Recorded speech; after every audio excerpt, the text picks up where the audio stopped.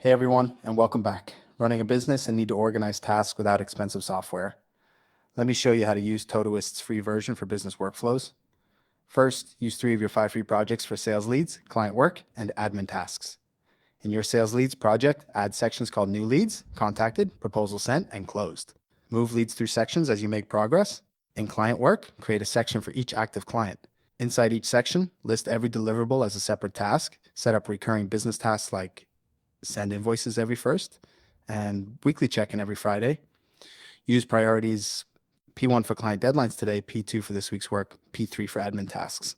Create a waiting for section to track tasks you've delegated to others. Every Friday, review all business projects, move overdue tasks, and plan next week's priorities. Use the all view to see every business task from all projects in one place. And that's it. With projects for leads, clients, and admin, you can run your entire business from Todoist's free version. If you use Todoist for business, let me know what type of business you run in the comments. See you in the next one.